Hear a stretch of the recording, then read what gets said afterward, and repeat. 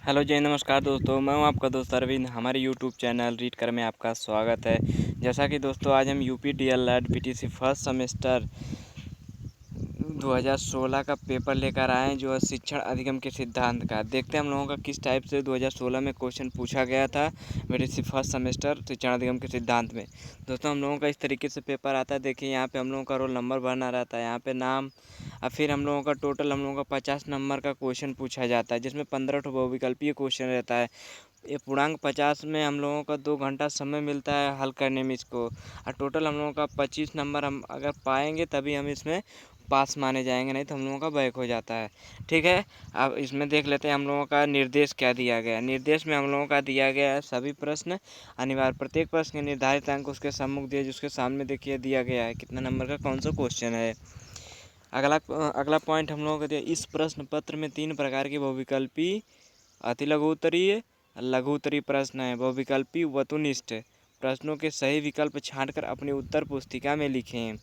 अति लघु उत्तरीय प्रश्नों के उत्तर लगभग 30 शब्दों में, देखिए दोस्तों ध्यान से पढ़े, 30 शब्दों में अति लघु उत्तरीय का देना है। जो हम लोगों का लघु उत्तरीय लगभग 50 शब्दों में उसका उत्तर लिखना है। चलिए दोस्तों हम लोग पहले यह वीडियो पार्ट 1 में हम पहले बहुविकल्पी क्वेश्चन को हल करेंगे, फिर पार्ट 2 वीडियो में हम लोग अति लघु उत्तरी को करेंगे, फिर लघु उत्तरी को पार्ट 3 में वीडियो में करेंगे। चलिए दोस्तों हम लोग देखते हैं हम लोगों का पहला बहुविकल्पी क्वेश्चन 2016 में शिक्षण अधिगम के सिद्धांत में किस टाइप से पूछा गया था। पहला क्वेश्चन हम लोगों का दिया गया है, शिक्षण पुनर्बलन की आकस्मिकताओं का क्रम है, यह परिभाषा किस वैज्ञानिक द्वारा दिया गया है।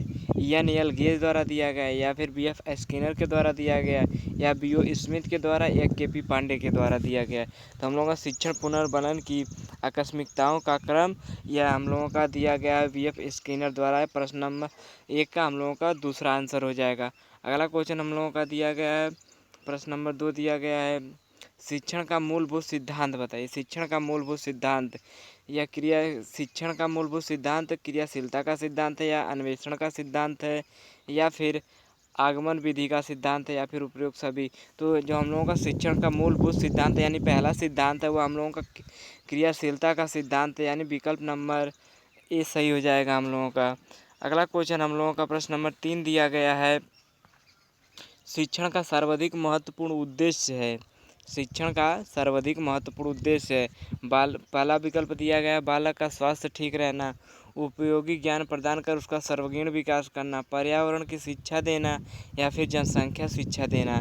तो हम लोगों का जो शिक्षा का सर्वाधिक महत्वपूर्ण उद्देश्य है कि बच्चों को उपयोगी ज्ञान प्रदान कर उसका सर्वांगीण विकास करना। ठीक, तो हम लोगों का विकल्प नंबर 2 सही हो जाएगा प्रश्न नंबर 3 का। अगला क्वेश्चन हम लोगों का दिया गया प्रश्न नंबर 4। प्रश्न नंबर 4 हम लोगों से पूछा जा रहा है, वैयिक संप्रेषण का उद्देश्य है। वैयिक संप्रेषण यानी संप्रेषण मतलब जो कम्युनिकेशन होता है, एक दूसरे के बीच की वार्तालाप को हम संप्रेषण कहते हैं, जिसको अंग्रेजी में हम लोग कम्युनिकेशन बोलते हैं। तो इसमें हम लोगों का पहला विकल्प दिया गया है, छात्रों में व्यक्तिगत भिन्नताएं होती हैं। दूसरा विकल्प दिया गया है, छात्रों के विशिष्ट योग्यता और व्यक्तित्व का विकास होता है। तीसरा दिया गया है, साधारण बालकों के लिए व्यक्तिगत शिक्षण आवश्यक है। और चौथा दिया गया उपरोक्त सभी। तो हम लोगों का वैयक्तिक संप्रेषण का उद्देश्य है बालकों की विशिष्ट योग्यता और व्यक्तित्व का विकास होता है। विकल्प 2 हम लोगों का सही हो जाएगा। अगला क्वेश्चन हम लोगों का दिया गया है प्रश्न नंबर 5। प्रश्न नंबर 5 पूछा जा रहा है, पूर्ण से अंश की ओर शिक्षण सूत्र आधारित है, यह किस वैज्ञानिक द्वारा दिया गया, किस मनोवैज्ञानिक द्वारा दिया। तो हम लोगों का विकल्प दिया गया गेस्टाल्ट मनोवैज्ञानिक पर, बाल मनोवैज्ञानिक पर, प्राणी विज्ञान पर, या जीव विज्ञान पर। जो पूर्ण से अंश की ओर होता है, जैसे आप लोग किसी एक पेड़ को मान लीजिए, पूरी पेड़ को उसको पूर्ण मान लीजिए, फिर उसके अंदर अंश की, उसकी तना की, पत्ती की अलग अलग ज्ञान देना, यही हम लोगों का पूर्ण से अंश की ओर होता है। ठीक, तो यह गेस्टाल्ट मनोवैज्ञानिक पर आधारित है। हम लोगों का 5वें का विकल्प ए सही हो जाएगा। अगला क्वेश्चन हम लोगों का दिया गया प्रश्न नंबर 6। प्रश्न नंबर 6 पूछा जा रहा है, बचाव निदान का उच्चतम स्तर है, यह कथन किस वैज्ञानिक द्वारा दिया गया है। बचाव निदान का उच्चतम स्तर, तो विकल्प हम लोगों का दिया गया है, पहला रास का, या फिर दूसरा दिया गया है नन का, तीसरा दिया गया स्मिथ का, चौथा मारिस का दिया गया है, मारिसस। तो हम लोगों का इसका जो बचाव निदान का उच्चतम स्तर यह नन वैज्ञानिक है, इन्हीं के द्वारा दिया गया। प्रश्न नंबर 6 का विकल्प नंबर 2 सही है। अगला क्वेश्चन हम लोगों का दिया गया प्रश्न नंबर 7। प्रश्न नंबर 7 क्रियापरक शिक्षण विधि का अर्थ है। इस तरीके से हम लोगों का क्वेश्चन दिया था। क्रियापरक शिक्षण विधि का अर्थ विकल्प दिया गया हम लोगों का। पहला विकल्प दिया शिक्षक के शिक्षण द्वारा सीखना, या छात्र का अपनी स्वयं की प्रक्रिया के द्वारा ज्ञान प्राप्त करना, या फिर हम लोगों का विकल्प थर्ड दिया गया गृह कार्य के द्वारा सीखना, या चौथा विकल्प हम लोगों का दिया गया भ्रमण के द्वारा सीखना। तो हम लोगों को जो क्रियापरक शिक्षण विधि है इसको छात्र अपनी स्वयं की क्रिया के द्वारा ज्ञान प्रदान करते हैं। विकल्प नंबर 2 सही है। अब प्रश्न नंबर 8 हम लोगों का दिया गया है प्रस्तावना कौशल का प्रमुख घटक है। इस तरीके से क्वेश्चन हम लोग को सबसे पहले किसी चीज़ को हम लोग पढ़ाएंगे तो सबसे पहले प्रस्तावना वहाँ पे रखी जाती है। तो हम लोग का विकल्प दिया गया प्रस्तावना कौशल का प्रमुख घटक है। तो प्रश्नों की संरचना है, या लेखक की स्पष्टता, या उचित श्रृंखलाबद्धता, या फिर कथनों में तारतम्यता है। तो जो हम लोगों का प्रस्तावना कौशल है वो कथनों में तारतम्यता है। ठीक, विकल्प नंबर 4 हम लोगों का सही हो जाएगा। अगला क्वेश्चन हम लोगों का दिया गया प्रश्न नंबर 9। प्रश्न नंबर 9 हम लोगों से पूछा जा रहा है, दिया गया क्वेश्चन है कहानी कहने में क्रमबद्ध घटनाओं के वर्णन पर ध्यान रखा जाता है, यह किस प्रकार की शिक्षण प्रविधि है। कहानी कहने में क्रमबद्ध घटनाओं के वर्णन पर ध्यान रखा जाता है, यह किस प्रकार की शिक्षण प्रविधि है। प्रश्नोत्तर प्रविधि है, वर्णन प्रविधि, या विवरण है, या फिर व्याख्या है। तो हम लोगों का जो कहानी है यह हम लोगों का विवरण है। विकल्प नंबर थर्ड हम लोगों का राइट आंसर हो जाएगा।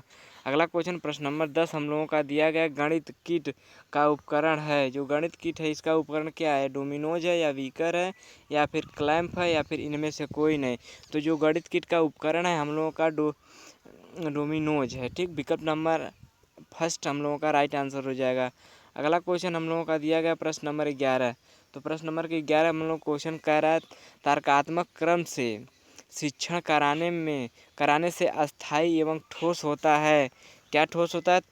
तर्कात्मक क्रम से शिक्षण कराने से अस्थायी एवं ठोस होता है। स्मृति ठोस होता है, या फिर शिक्षण, या फिर अधिगम, या फिर व्याख्या। तो हम लोगों का इसका प्रश्न नंबर 11 का तीसरा वाला राइट आंसर हो जाएगा अधिगम। ठीक, अधिगम मतलब सीखना होता है। अगला क्वेश्चन हम लोगों का दिया गया प्रश्न नंबर 12। प्रश्न नंबर 12 कह रहा है संप्रेषण के लिए कक्षा का वातावरण कैसा होना चाहिए। तो हम लोगों का संप्रेषण यानी वार्तालाप करने के लिए, अपनी बातों को बच्चों तक पहुंचाने के लिए जो हम लोगों का प्रयोग होता है उसे हम लोग संप्रेषण कहते हैं। इसे अंग्रेजी में कम्युनिकेशन कहते हैं। तो हम लोगों का विकल्प दिया गया सौहार्दपूर्ण होना चाहिए कक्षा का वातावरण, या फिर नीरस होना चाहिए, या अनुशासन होना चाहिए, या फिर प्रकाशपूर्ण होना चाहिए। तो हम लोगों का इसका विकल्प हो जाएगा प्रश्न नंबर 12 का फर्स्ट विकल्प सही है। हम लोगों का दिया गया है संप्रेषण के लिए कक्षा का वातावरण सौहार्दपूर्ण होना चाहिए। अगला क्वेश्चन हम लोगों का दिया गया प्रश्न नंबर 13। प्रश्न नंबर 13 हम लोगों से पूछा जा रहा है शिक्षण प्रक्रिया में समाहित प्रक्रिया होती है 2, 3, 4, 5। जो शिक्षण प्रक्रिया में समाहित प्रक्रिया होती है, जैसे एक शिक्षक होता है, वो एक फिर जो पाठ पढ़ाना रहता है उसमें सब्जेक्ट होता है या पाठ होता है, फिर उसके अंदर हम लोगों का उसके बाद आता है शिक्षार्थी।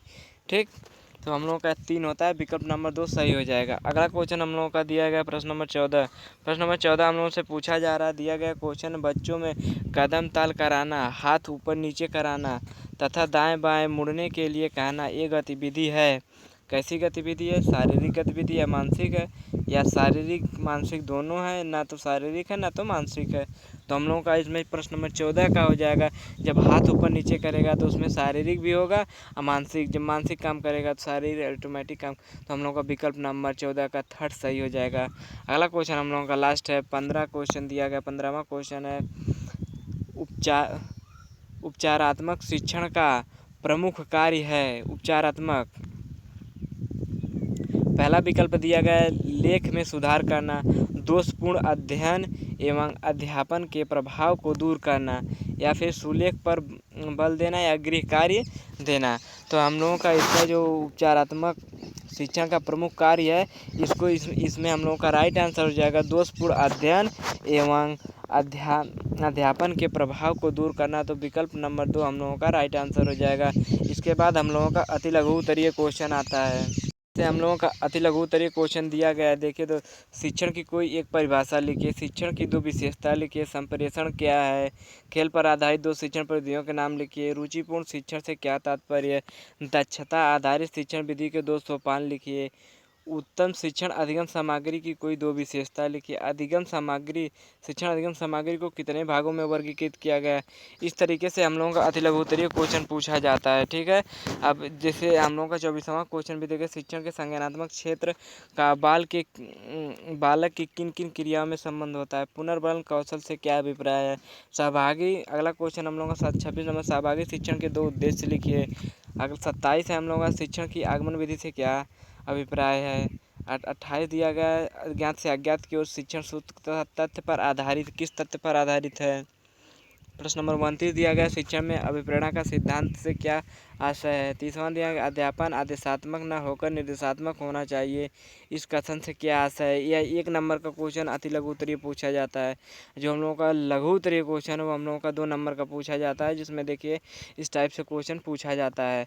जैसे यहाँ पे दिया गया है हम लोगों का संप्रेषण शिक्षण की प्रक्रिया, इस तरीके से हम लोगों का 2 नंबर का क्वेश्चन पूछा जाता है। अगर दोस्तों इसका आप लोगों का जो अति लघु उत्तरीय लघु उत्तरीय है, अगर इसका भी हल चाहिए तो हम वीडियो को लाइक करके कमेंट कर दें इस वीडियो में, तो हम अगला जो हम लोगों का पार्ट 2 आएगा उसमें हम लघु उत्तरीय को अति लघु उत्तरीय को हल करेंगे। जो पार्ट 3 आएगा उसमें लघु उत्तरीय को हल करेंगे। ठीक है दोस्तों, वीडियो अच्छा लगा तो चैनल को सब्सक्राइब करें, वीडियो को लाइक करें, शेयर करें।